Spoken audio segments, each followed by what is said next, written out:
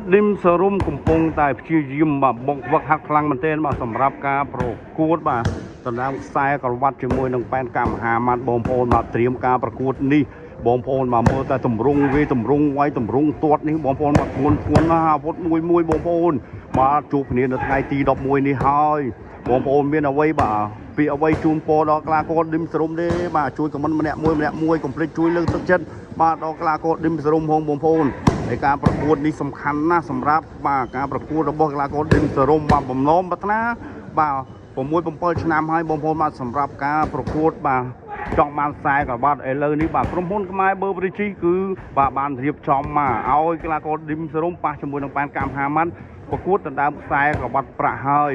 បងប្អូនគិតថាប្រមាណ%សម្រាប់កីឡាករឌឹមសរុំអាចយកខ្សែក្រវ៉ាត់ចូលក្លឹបហើយបងប្អូនគិតថាបាទប៉ែនកម្មមហាម៉ាត់ប្រមាណ%យកខ្សែក្រវ៉ាត់មួយខ្សែទៀតបាន3ខ្សែអញ្ចឹង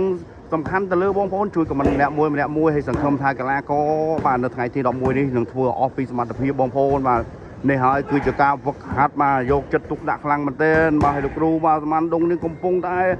បាទពុញកែវថាកាន់ស៊ីបមកទៅឲ្យបាទកីឡាកររបស់យើងហើយបងប្អូន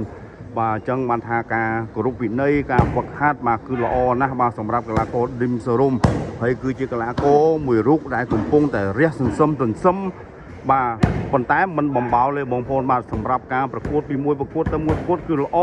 ហើយការប៉ះគ្នាជាមួយនឹងកីឡាករបាទប៉ែនកម្មមហាម៉ាត់លមុននោះបាទគឺដណ្ដើមពានបាទ5ទឹកពេញលទ្ធផលបាទឌឹមសរុំបាទយកពានចូលក្លឹបហើយចំណែកឯបាទកីឡាករ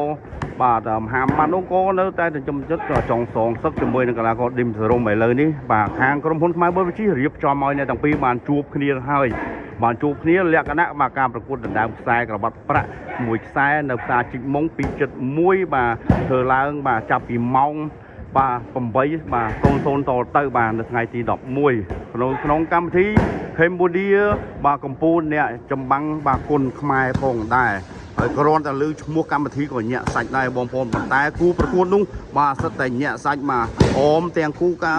ប្រកួតបាទមានកីឡាករបាទជាច្រើនហើយមានកីឡាករថ្នាលបាទប្រកួតបាទដណ្ដើមពានគូបាទម៉ារ៉ាតុងផងដែរអញ្ចឹងមានន័យថាក្រុមហ៊ុនខ្មែរបឺព្រីជីបាទមើលឃើញបាទនៅការបណ្ដុះបណ្ដាលបាទគុណខ្មែរគ្រប់វិស័យប្រដាល់គុណខ្មែរបាទឲ្យតែគ្រប់វិស័យមកកីឡាហើយទៅជួយបាទបងប្អូនយើងជន់ភាសឹកបាទទឹកប្រាក់រហូតមកដល់ពេលនេះបាទជីកម៉ុងគឺ$7 លានទៅហើយបាទច្រើនណាស់មានទាំងអង្គរមានទាំងបាទភេទជ្ជៈជាច្រើនបាទកេះទៀតផងដែរតើបងប្អូនមកទស្សនាបាននៅការវឹកហាត់បន្តទៀតបងប្អូនសម្រាប់កីឡាករឌឹមសរុំណែមកជើងអូយយយមកកែងអូយយយជើងមួយមកអូយយយចាក់មកជង្គង់បាទណេះតេះមួយចាក់មកបាទណេះតេះដៃមួយទៀតអូកំដាប់ដៃធ្ងន់មួយប៉ុន្តែអាវុធចេញមកអត់ស្រាលទេបងប្អូនអើយបាទណេះចេះមួយតេះ1 2 3 1 2 3 4អីយយ1បាទ1 2 3 4 1អូតេះល្អណាស់បងប្អូនបាទ